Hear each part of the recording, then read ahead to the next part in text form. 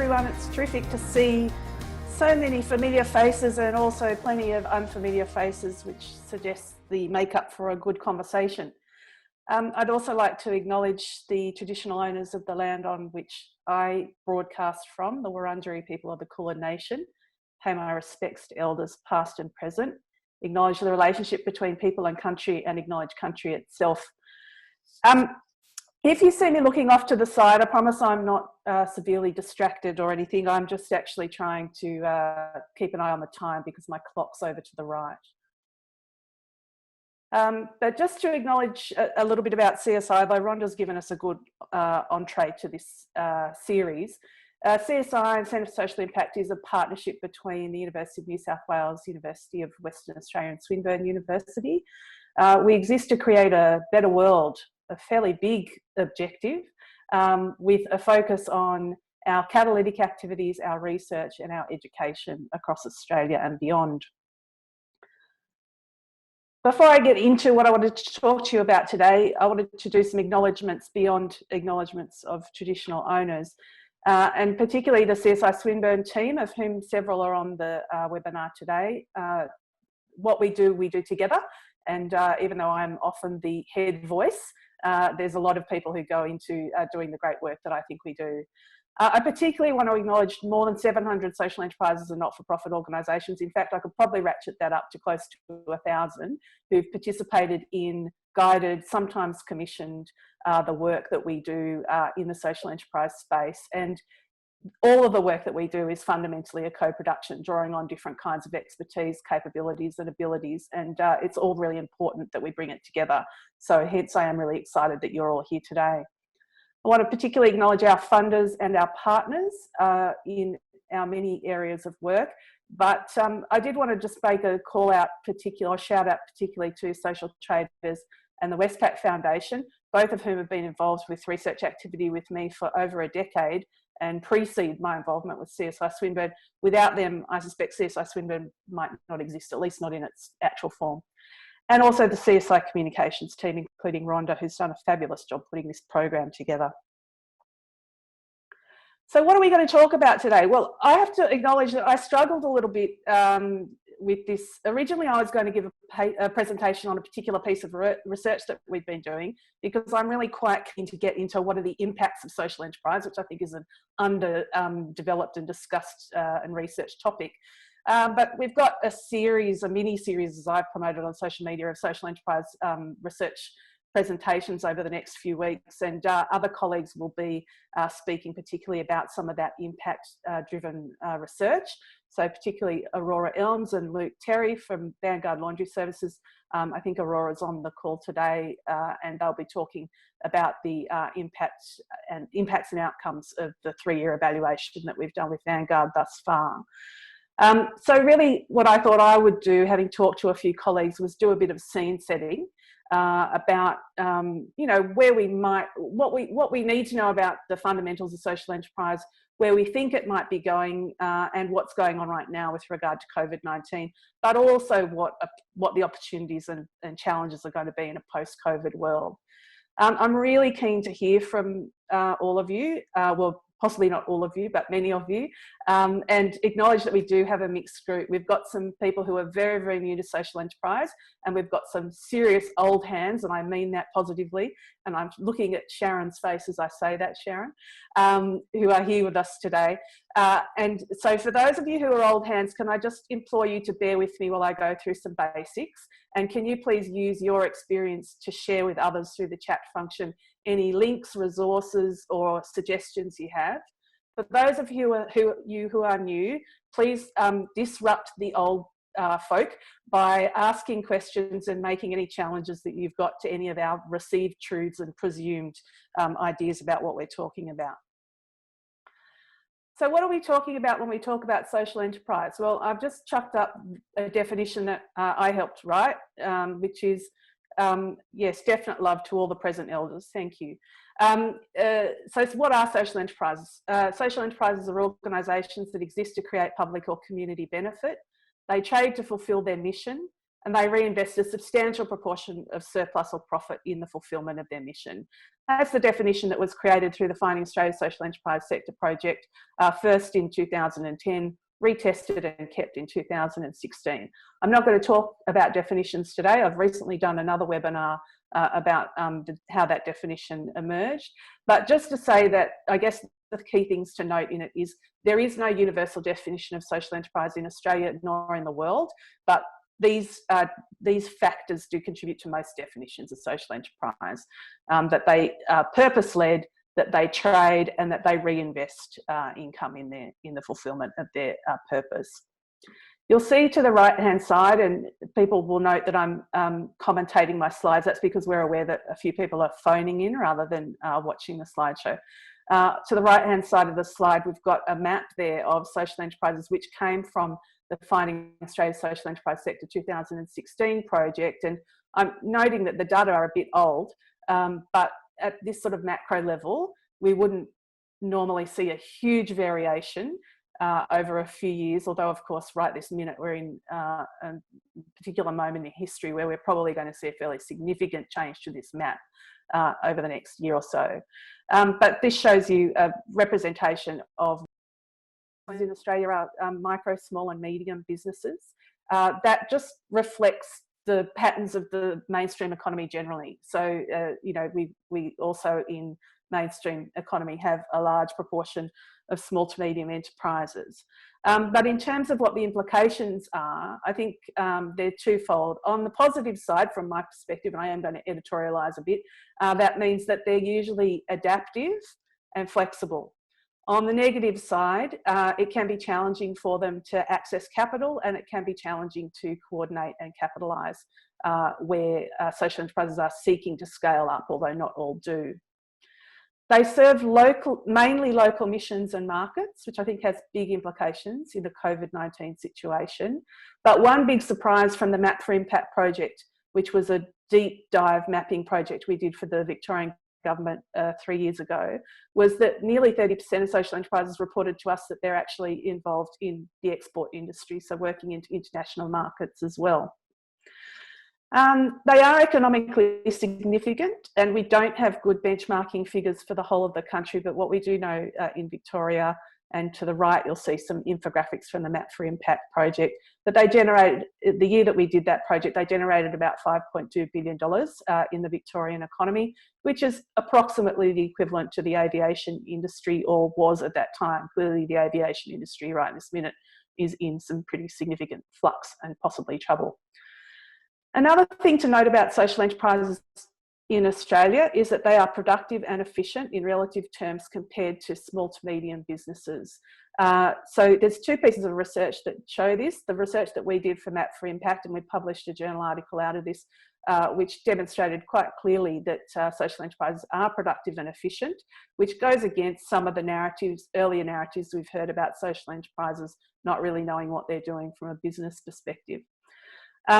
Another piece of research has just recently been released by colleagues at QUT, and unfortunately I don't know the name of the lead author, but Per Davidson is one of the authors of this paper, and it's indicated that social firms produce a greater number of, produces higher level of employment in startup than other business forms. So there's some interesting research emerging about the business performance of social enterprises.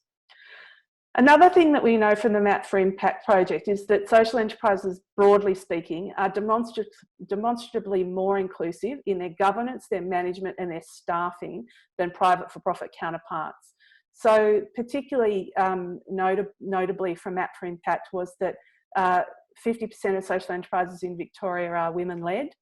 And another important finding was that social enterprises reported nearly double the employment participation rate of people with disability than mainstream employers do.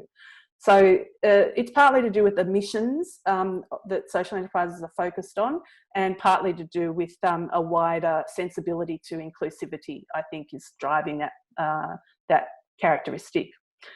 And finally, to note that they're mixed resource organisations, and some models of social enterprise do carry social value overheads. So we talk a lot about cost and rightly so in the context of public policy, business performance, etc. But one of the things we talk less about is the value that's created by the investment made. And one of the things that we see, and that's why I did want to speak about impacts, and other colleagues will do that very well, I'm sure, is the very significant social value that is produced through social enterprise business models. In terms of key characteristics and implications in terms of the external environment, so I've just spoken about the internal characteristics of the field.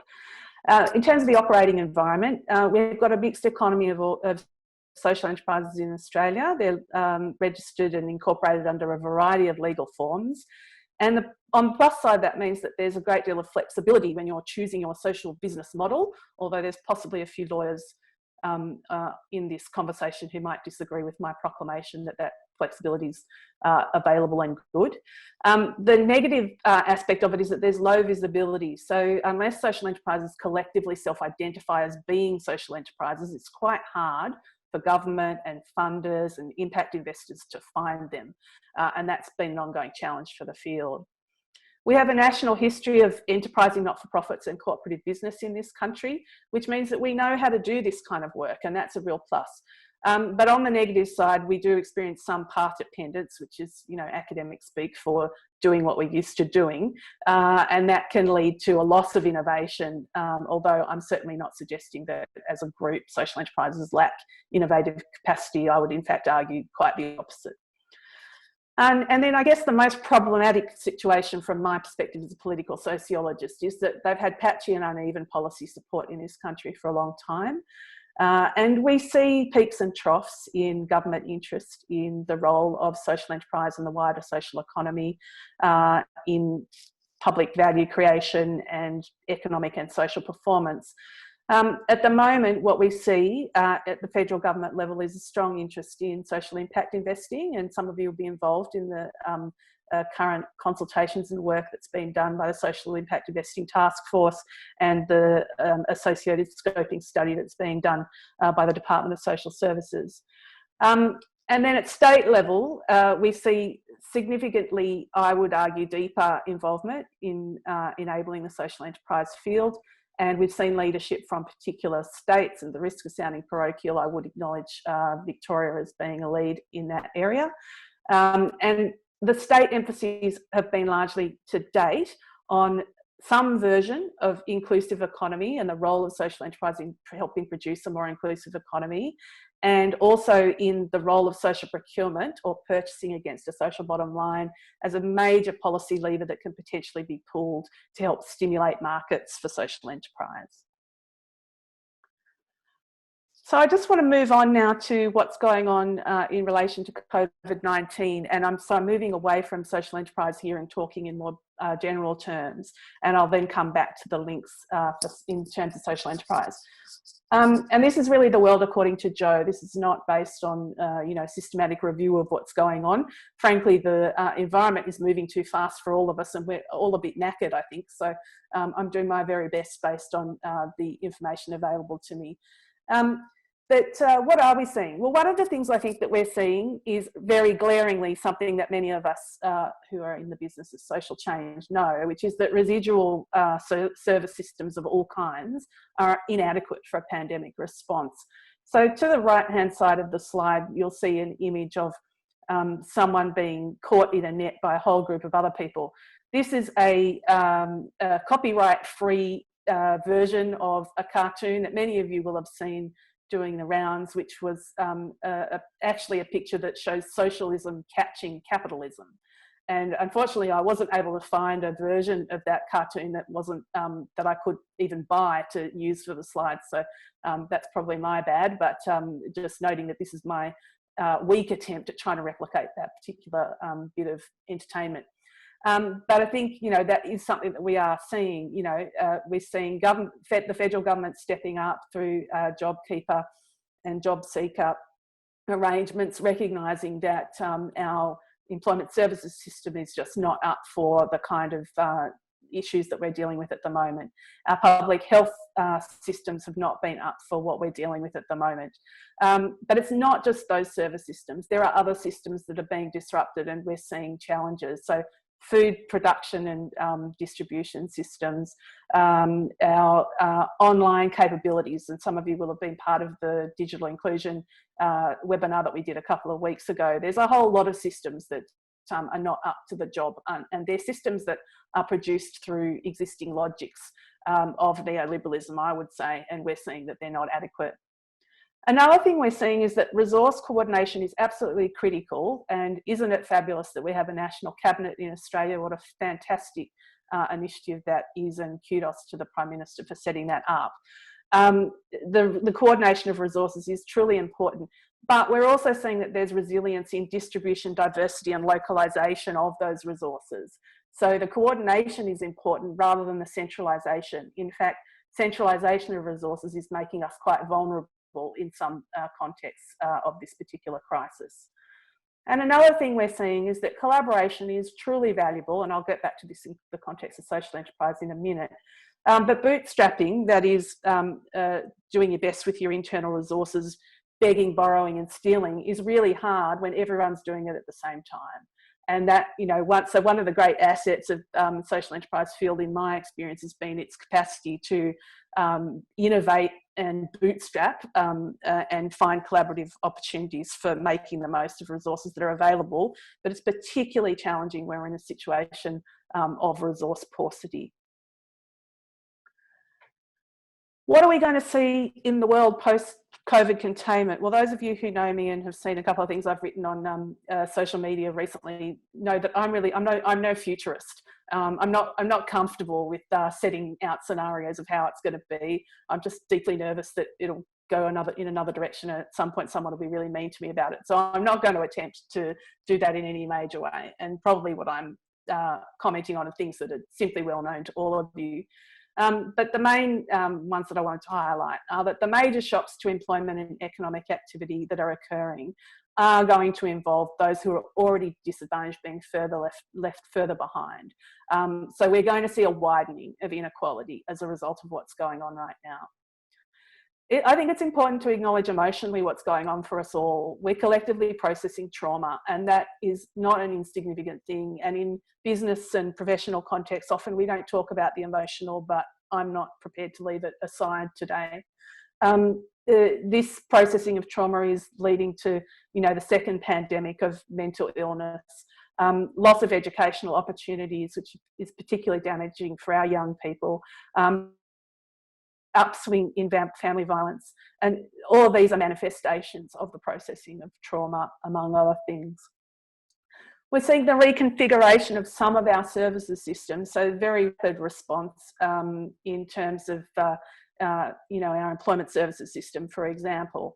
But post-COVID, what are we going to see? I've put for better or for worse there because knowing that there are a number of very optimistic social entrepreneurs in this webinar, I think that you'll be thinking very positively, and I really will be thrilled to hear some of your predictions and reflections when we open this up for discussion. But I do note that it was notable in the Treasurer's statement earlier today, which wasn't obviously a budget speech, but was a replacement for the budget speech, where there's not been an articulation of the way in which services systems will be improved or changed. It's the idea of snapping back may well have moved slightly away, or the rhetoric of snapping back's moved away slightly, but nevertheless, we're not seeing a strong political appetite at this stage for major transformation of our services system. But perhaps through the good work of people on this webinar and others, we will see some positive shifts. One thing we are seeing, though, is a renewed focus on self-reliance and national productive capacity. And actually that's for better or for worse too, because the worst side of that is xenophobia and racism. But the positive side of it is an interesting new realisation about national capacity and our internal capability to support ourselves and all aspects of economic and social life in a context where we may have less fluid mobility across borders of both people and resources. And then finally, of course, the hackneyed business school statement of, you know, never waste a good crisis, there is space for innovation and change in all of this. And I think that that is important to acknowledge, and I've no doubt that we'll get to that in some detail shortly. So what's happening in relation to support for social enterprise in the middle of this crisis? I just want to acknowledge there's a heap going on, and I've got a completely non-exhaustive list here. And so for all you old hands who are in the field, now's a good time, although I can see you're already doing it, now's a good time to put up all the links and all the advice of things that are happening. But just very quickly to go through some of the ones of which I'm aware. Obviously, we're seeing social enterprises pivoting their businesses. While my observations are that social enterprises always remain true to purpose, so some of those pivots are about what can we do to help in this current crisis, there is also a very obvious commercial reality, which is what can we do to survive in this current situation. So we're seeing businesses pivot, social enterprises pivoting. And like other small to medium enterprises, having to very quickly upskill in things like, for example, we need to create split shifts on the production line so that if one shift gets infected by the virus, we don't need to shut down all our business activities. So there's a lot of new learning going on about business models in this context. I think something that's less frequent in the mainstream business sector and more prevalent in the social enterprise sector is shifts towards some new collaborations. And I've got an image to the right of the Moving Feast initiative out of Victoria, and acknowledgement to all the social enterprises that are involved in that, particularly to Street, who kicked it off, which is, you know, a rapid response to emergency food needs, but using the capabilities of food-related social enterprises so that they can also try and maintain some sustainability through the crisis. Of course, coming out the other end, there's going to be some challenges with the pivots and making sure that the pivots haven't pivoted enterprises so much that they're now highly responsive to the new normal, and then the new normal drops away again. So it's going to be challenging. We're seeing the repurposing of grant funding by philanthropic funders, and I've seen a number of key foundations doing their absolute level best to be proactive about repurposing existing funding, and also talking with their funded organisations about what their needs are and what help beyond funding they might be able to access. So that leads us into pro bono support, which we're seeing from the corporate sector, from universities, including ours, and also, of course, from our practitioners. And, you know, the sector has matured a great deal over the last 20 years. There are a great many practice leaders, some of whom are on this webinar, who are doing extraordinary things to support other social enterprises. We're seeing fantastically coordination by the state member-based networks of social enterprises, and I hear they've already gotten on to creating some kind of national coordination. And indeed, I heard on the grapevine this morning that they're also talking to the networks in Scotland, so it's all moving like nobody's business. And that's fantastic, because that, I'll come back to that, but it's something that's been a bit of a gap in our ecosystem. We are seeing evidence of some new working capital being made available through government schemes, philanthropy and impact investing. However, I would say that in an emergency situation, the volume of new working capital available is not enough. And finally, free information, discussions, provocations, etc. So to the right, I've got some other images here, including one from the Social Impact Hub. So there's a partnership between Social Impact Hub, Westpac Foundation and Social Traders, providing a good deal of support. Noting that Social Change Central has taken down the paywall on its COVID-19 related resources, which is a fantastic act of generosity to the sector. And there are many, many other things going on, and I can see people have been punching a whole lot of those into the discussion, into the chat function. In terms of what CSI is doing, I'm not intending this to be an advertorial for CSI, I just thought you might actually like to know some of the things that we're doing. So the first is through the Swinburne Social Startup Studio, we're providing free clinic support to social enterprises that may be in need of some immediate advisory assistance around business models and finances. Just noting that Kate Supporter, the manager of the studio, will be running a session later on in this series, and Libby Ward-Christie, the director of this studio, is going to be co-presenting tomorrow on impact investing research. So they'll both be online if you've got specific questions about the studio.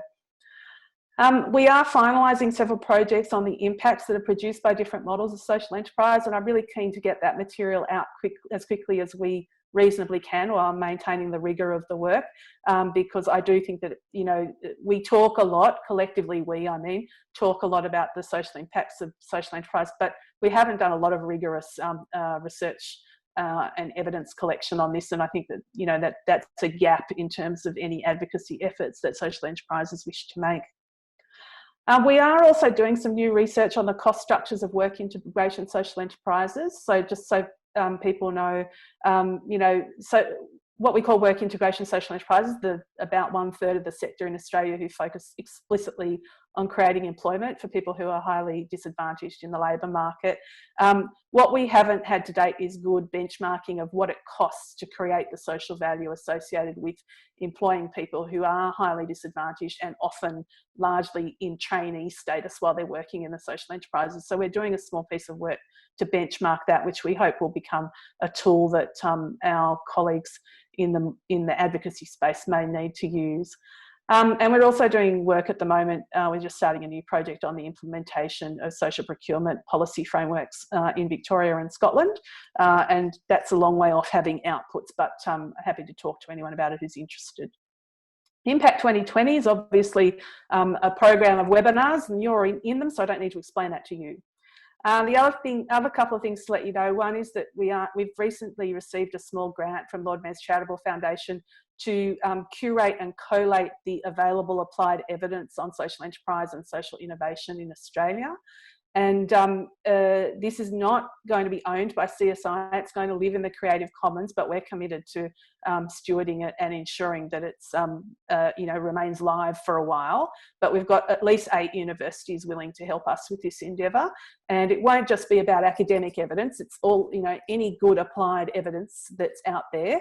We're going to make sure that it's curated, available to people who need to use it. And also, if we get sufficient capability in the portal, we'll also create an interactive capacity for people who want research done to be able to contact researchers with the types of projects that they need work done on.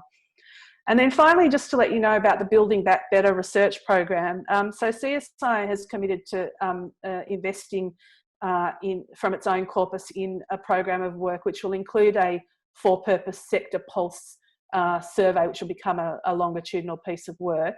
But it also provides the opportunity for deep dives around particular areas where the for-purpose sector may require research evidence in order to imagine, promote, advocate for, and prototype and test ways that we can build back better. We haven't specified at this stage what the topic areas are for this. It's something that must be done in discussion with practitioners. And so I just wanted to let you know that we're having that conversation. And I haven't explicitly talked with social entrepreneurs about it yet, but if you are interested in this, being involved in any kind of deep dive work, or if you have any great ideas for what you think needs to happen, do let us know either through the chat or possibly not through the chat. It might be better just to send me a message because I won't see the recording of this for at least a couple of weeks. I just want to move back now to some of the implications for this post-COVID world for social enterprise. And as I said, not into my future thinking, but I can see a few people in the chat function are already in amongst it. So go you good things. I think there's a few things that we could think about in relation to what social enterprise might do in this future state. The first one is leadership in modelling what an inclusive economy looks like. And, you know, one of the words that gets spoken to me so often in my research with social enterprise is the word demonstration. We are demonstrating what's possible. We're demonstrating either so that another community can take up this model, or we're demonstrating to mainstream employers what they could do, or we're demonstrating to our funders how they can, you know, what models might be better to achieve the kind of social impacts they want. So I think there are many opportunities for leading in modelling what inclusive economy looks like. Contributing to systems change is going to be really critically important, and where there are many social enterprise leaders, some on this webinar, who are better experts than me, but I think we're going to need to pick and choose fairly carefully. I shouldn't say we, you're going to need to pick and choose fairly carefully which particular battles you wish to fight and which particular issues you want to hang your hats on. There is no question that our employment services system is broken, in my view. There is no question that there is great opportunity in our food systems, in our renewable energy capabilities, and in our community development capabilities. There are many, many opportunities. So why don't you hit us up in the chat function if you've got a great idea for the particular, the particular systems change you think social enterprise could really make a deep contribution to. Of course, because of the widening inequality, we're going to see huge social needs, and that's going to create both market opportunities and huge costs for social enterprises, because we know that social enterprises, like cooperatives, tend not to leave the field as long as they can. So they've got a stronger resilience in the face of, or not resilience, stronger capacity to absorb, no, that's wrong words as well, market failure. Social enterprises aren't afraid of staying with market failure. I don't want to say you've got a stronger capacity to absorb it. That's not true at all. You know, a stronger appetite for responding to market failure. And then finally, potential for new recognition in services systems. So one of the things, going back to my comments about the visibility of the field, is that, and the patchy public policy, is there are some jurisdictions like Victoria where there is really quite a lot of recognition of the potential and current role of social enterprise.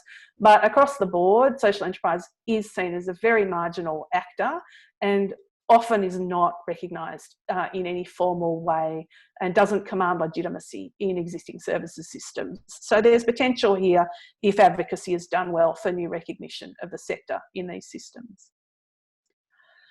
And what will be needed to get there?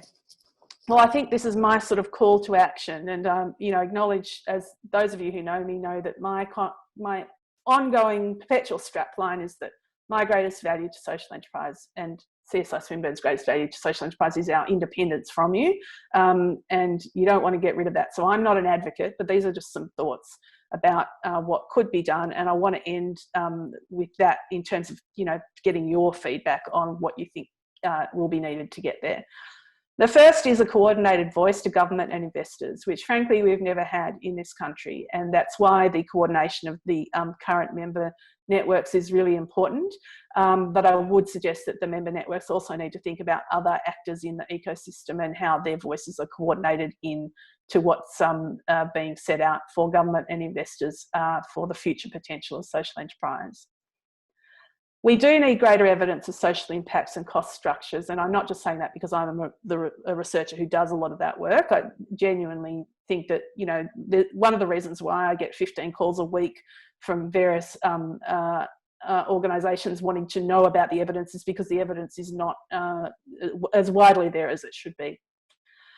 We need greater diffusion of social innovations, and I'm not sure if it's actually here because I haven't been fully checking who's speaking in the chat function, but I was happy to see that Mikey from Digital Storytellers was at least registered for the webinar, because I think that the greater diffusion of social innovations needs some consistent commitment to an investment in storytelling, as well as in rigorous evidence collection and analysis. At the moment, we, you know, it's very much the case that social enterprises are usually very resource poor, doing their absolute best with what's available to them. And because we haven't had strong investment into intermediation in this country, we don't have that layer of communication and diffusion of knowledge about what works in what context and why. We need more. We need stronger attention to governance and ownership models. And this is me calling the sector out. In Europe and Canada, there is a much stronger focus on stakeholder participation in the governance of social enterprises than there is in this country.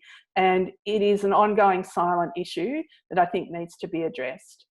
We also have governance issues in relation to challenges with regard to hybrid business forms and potential for taking on equity, which is another issue related to governance. But these are both issues that need to be addressed. We do need stronger balance sheets and improved access to the right kinds of social finance. I'm not going to labour over that because we're going to hear from at least 2 other presenters in the Impact 2020 program about that. We do need stimulation of markets, and social procurement's been broadly identified as the key lever. I do want to put a caveat on that. What we know about social enterprises, at least in Victoria, is that nearly less than 50% of them are business-to-business enterprises. So what that means is that business-to-business enterprises are the ones that benefit from procurement, and business-to-consumer enterprises do not. So we do need to think about the larger than 50% of social enterprises that are business-to-consumer organisations, and what sorts of opportunities might be available to them in a situation where we've seen a prediction today of the deepest loss of consumer confidence we've ever seen in this country, and a prediction of 36% contraction in consumer demand over coming months. We need a better, more enabling policy environment, which has been on every single slide I've written about what the social enterprise sector needs for the last 27 years. And we also need appreciation for diversity of economic vehicles. And I'm conscious that we've got a couple of people here who are involved in B corporations, as well as other social business forms. I do want to acknowledge that I think social enterprise needs to be looking beyond social enterprise and looking at other for-purpose business forms, as well as other business forms such as Indigenous-owned businesses, women-led businesses that are seeking to create the kind of inclusive economy that we need. And there will be strength in a greater coalition, in my view. That's enough talking from me. That's a good 32 minutes. So now I want to open up to your questions and observations. And I can see that there's been a heap in the chat function. I've asked Rhonda to help facilitate because it just makes it a bit easier, so I'm not just constantly looking at the chat function. So I'll get Rhonda to kick us off. Hi everyone. Yeah, we've had lots of comments and questions, Jo. So I'll start you off with a few, but I encourage everyone to put the extra questions in the chat feed now. Mikey was here, but he had to leave, and he did have a few questions, which I think will be great for everyone, and also we're recording this, so we'll get him the recording. He's asked, do you have a view on the National Social Impact Investment Task Force and its focus on outcomes measurement? Oh, that's a bit of a loaded question, I think. I have to say I was really impressed with the interim report from the Social Impact Investment Task Force. I think they, recognised a lot of things that are important, including the lack of support for startup in social enterprise, and also the very patchy investment in data and information. Obviously, as a researcher, I thought that was really important and great. So I think that they're doing a great job. In terms of the focus on outcomes measurement, that's to do with the terms of reference that have been set by the government rather than the task force itself.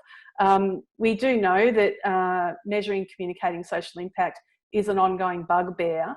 But what I would say about it is that I think the slight challenge or danger in this situation is that this is being led by supply side thinking about impact investment. So clearly impact investors want to understand the impacts of their investments, and that is very important. But we do need to make sure that supply and demand are speaking to each other in any solutions that are being created around social finance and impact investing more broadly. I won't talk about that anymore because I've got colleagues who are specialists in impact investing who are giving their own webinars, and I don't want to either steal their thunder or mess it up. And that one is on tomorrow for those that are interested. Another question, how can we contribute to better quality data on type and distribution of social enterprise? Well, it's a good question, although I think we probably need to reframe the question. One of the things that I think would be really useful to do, and I'm conscious that individual organisations already do this, but a more coordinated approach to what we call the latent data. So all the data you're already giving to funders, to regulators, to intermediaries. We could do more with those data so that we're not constantly asking you to give us information. I just don't know how many surveys in the field anyone can handle.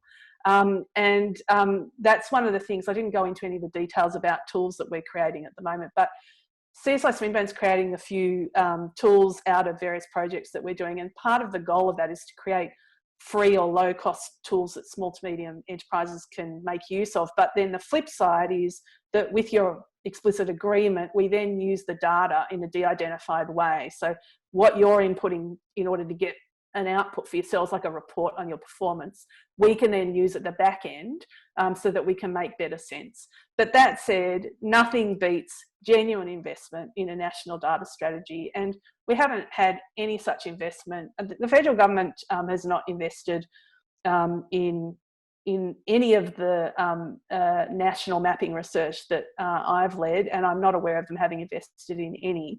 We really need some commitment to routine data collection through government, in my view, because, you know, otherwise we just don't have the data. So the data I've talked about today is data that's 4 years old, and that's simply because it's privately collected, you know, once every now and again when the partners to that project can afford to do so. Okay, a few more questions are coming through. Some have already been answered in the presentation, so I won't specifically ask those. From Matthew, where are the biggest gaps in social enterprise to assisting Australia to emerge from impacts of COVID-19? I'm not sure that there's, I mean, I think one of the things is that social enterprises exist to meet needs, right? So usually needs that are not met by government and the mainstream private sector. So they're often much more ahead of the game, in my view, in terms of what the needs are and responding quite well. I think the challenges are that, you know, where we think that there's a market solution, a purely market solution, where there isn't one, and where we need to be explicit about that, which isn't to say that social enterprise doesn't have a role in that context, but is to say that the wider ecosystem of supporters and where government is an upstream customer government need to recognise that there may be a partial market solution, but we're going to require subsidisation. So in terms of particular areas, I can't nail them for you. I've always been, you know, been doing this for 26, 27 years. I've always been extremely impressed by the diversity of social enterprise and the, you know, very deep responses they make to community needs. What I do think, though, is that there are some constraints on the capacity of social enterprises, which mean that their capacity to scale those impacts, and I'm not necessarily talking about scaling the business, but their capacity to scale those impacts can sometimes be constrained. Okay, a question from Stefania. Given the predictions by many economists around the world, Australian recession post-COVID, what do you suggest would be a reasonable approach to the social enterprise sector in an environment where the profits are hard to come by? Do we have any data from prior recessions in Australia or elsewhere? So we don't have, I mean, we don't have any data on social enterprise in prior recessions. I think collectively we have to take care of in terms of thinking about this as anything comparable to anything that we've seen. This is not comparable to anything that we've seen. It's not even comparable to a post-war experience, to be honest. This is a massive sledging of the entire global economics. So there is going to be some really significant issues here. I guess that's where some of the adaptive and collaborative capabilities of social enterprise, I think, come to the fore. You know, I think that that's going to be quite important. And I think that that's where the dynamism might come as well. I guess the other part of that is the extent to which social enterprises and other for-purpose forms can model what's possible. And that is going to require, you know, not just commitment from social entrepreneurs, but commitment from their investors and funders to walk with them while they engage in some experimentation. I think that this is, you know, exceptionally challenging times, and we are going to see the pullback on resources. And despite, you know, there's been some fantastic research, highly rigorous epidemiological research done in the UK over the last 10 years about the human costs of austerity literally the number of people who die as a result of austerity policies. But I don't see at the moment that getting through to our political leaders, at least at federal level. I think that some of our premiers are receiving that message.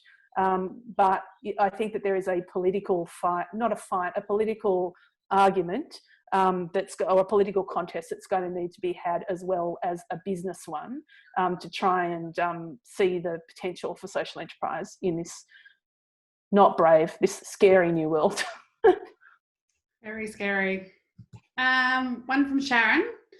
With the Australian and Scottish social enterprise networks connecting, is there anything you think that the Australian networks would benefit from learning from our Scottish colleagues? I think that our Scottish colleagues have been better on governance and the importance of community ownership and community involvement in social business models. I think there's that. And then I think that they've also benefited from, as well as, I acknowledge co-produced, a much stronger enabling policy environment that we see in consistent terms across Australia. That said, I do want to encourage Australian social entrepreneurs, without becoming competitive, ridiculous, to recognise our own strengths. Australia has historically, according to all the available evidence, had one of the most enterprising not-for-profit sectors in this country. In the world, and that is not new. We've been doing that for a very long time. So I think that there is no question that the Scottish and Canadian ecosystems are very strong and do fabulous work. So I don't want to make it an either or. But there is also no question that the Australian social enterprise field, in the absence of much strong institutional support, has done amazing things. So I guess what I'd encourage you to do is not go into that conversation presuming that you're the learner. I think this is a co-production. Another question about Build Back Better. How would you like to see the sector get behind the advocacy campaign to bolster the research work? So I think it's the other way around. I think the research work can bolster the advocacy campaign. And so then it's really about making sure that we are doing work, we collectively are doing research work that is needed by the field, that is legitimised by the field, and thus you participate. And so that's important. We really need to co-design. I'm sorry I keep saying co-everything, but we need to co-design that research agenda. It's not going to work if a whole bunch of academics, even engaged, sensible ones like me, sit off in a corner and decide what's good for the field. You need to tell us. So don't worry if you think your idea is not really a researchy idea. Tell us what you think the big needs are, and we can help translate them into research kind of questions and methods. But the other part of that is not to get blinded by what you, so I've got blinders, I'm putting my hands up saying blinders. You don't have your blinders on about what you think research is, because research doesn't need to be surveys or boring, whatever. Research can be fast prototyping of solutions that's being documented and evaluated as we go along. We want this to be useful. We also want it to be sufficiently exciting that enough people actually buy into it, because that's how you get good, valid research findings. And how do people let you know their ideas? Just send me an email. I know that sounds like a really ridiculous thing to say, because, I'm like the rest of you, incredibly busy, but it's all right, because I've got, I get the emails and then I send them out to the many very competent members of my crew who help curate and work out what's needed. Don't be offended if I don't respond in any great detail, because I do get a very large volume of them, but I'll try to at least note I've received it, and we'll put it into the pile. I guess the other thing is we do want the deep dive work to be done in partnership, and that I'm not here to ask you for money, but that does include a funding partnership where that's sensible. So if there are organisations that are already thinking about their own research agendas and they want to talk to me, by all means, let us know. Great. I've got a few more questions in 7 minutes. One from Quinton. I was involved with the development of a social procurement plan for the private sector to match the Victorian government framework, and realised the lack of education of the procurement team led to misunderstanding the quality of work provided by social enterprises. Do you think including a module on social enterprise as part of curriculum of supply chain degrees will help? I think including curriculum on inclusive procurement will help. I don't think it should be as reductive as social enterprise, because different social procurement frameworks, as you would know, focused on social enterprise or Indigenous owned businesses, or some are not even focused on a particular business type. They're just focused on the outcomes, and they're agnostic about what providers create those. But I do think you're absolutely right. Until we get into formal curricula, some of the work around social procurement and inclusive procurement, procurement professionals, generally speaking, aren't going to really know what's going on. And you know, it's actually been an interesting historic trend in the social enterprise field. Early, 20 years ago, it was the lawyers and accountants who were, because they didn't have access to any formal curriculum around this stuff, they had limited understanding of what social enterprise was, and thus were providing rather poor advice. Now in the social procurement field, we're seeing similar issues with procurement officers, but there are some other issues associated with it as well, and I won't go into all the details, but there definitely needs to be workforce development to support any of these significant reforms. Okay, a few from Robert, but I'll just pick one of his. If the BAU economy is teetering and it does tip it over the edge and it never recovers, what do you think the world of enterprise will look like? Now, you know what I said, Rob, about not liking to do future thinking. I mean, I would love, and I declare my own values here. I would love to see the so-called new economy. I would love to see a more distributed, more adaptive, more inclusive, and more diverse economy. I think that would be fabulous. Will we see that? I'm not sure. Social movement theory tells you that the best way to get massive social change is a deep threat to everyday life, and there's no question we're facing one of those right now. But which direction will this go in? I'm deeply concerned, and again, showing my own values and politics here, I'm deeply concerned by the the discourse around, now we just need to go back to trickle down. Like, trickle down will sort everything out. It's never worked, and it's really not working right now, so I'm not sure that it's going to be any better in a post-COVID world. But that said, it's true that there's strong institutional power around what we know, and it's less scary than what we don't know. So I think maybe that's a challenge for social entrepreneurs and others in the for-purpose field, is how can we make the kinds of change we want to see more palatable and less scary for those who are unfamiliar with them. A question here from Pram Power. Don't think that's his or her name. That must be the social enterprise. What does a social market for wellbeing outcomes refer to mean? What might this look like? Can you say the question again? Sorry, what does a social market for wellbeing outcomes refer to? What might this look like? Oh gosh, it sounds like a lot of words that I find confusing. So I'm not really sure. I mean, I think that there's been a lot of talk recently about wellbeing economies, and I think there's a couple of New Zealanders on this webinar. Go New Zealand for talking about a wellbeing, the economics of wellbeing. I'm not sure if it's a market in the way we've historically understood markets. But I think that there is, if we go back to the Robert's question, we could go in either direction. If we go in what I see as being a socially progressive direction, then there'll be much stronger focus on inclusion and participation, and that's where you get the benefits. You get innovation benefits from that, because the more inclusive we are, the more diverse ideas and expertise and skills we've got access to. And then the flip side of that is, the more inclusive we are, the more people get to participate, and the fewer people are left out. And that's what I'd love to see. From Alexandra, any suggestions about relevant supports a local government can provide to local social enterprises throughout and after COVID?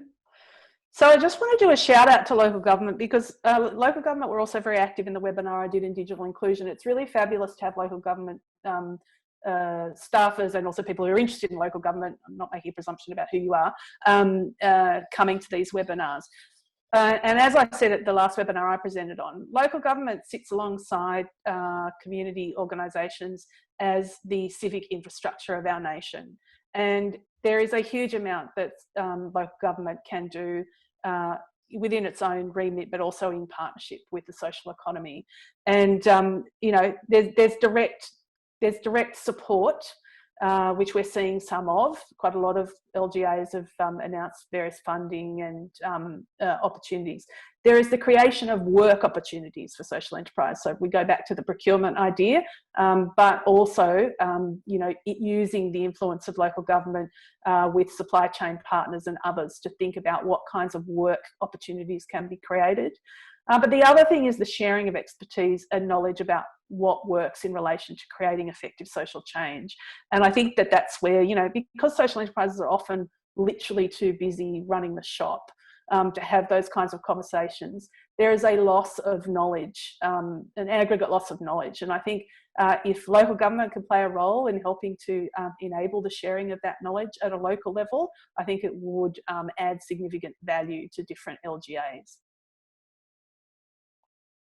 There are a few more questions, but we have pretty much run out of time. What I think I might do is send the chat feed to everyone, because there's a heap of resources in it. Yeah, that'd be great. So I'll be sending the survey to you tomorrow morning, and I'll attach the chat feed, and then the recording will come a week or so later. Is there anything else that you wanted to add, Jo? No, I just want to acknowledge once again you, Rhonda, for your great work, but acknowledge everyone who's come along and been really generous with your expertise, with your questions, with your links.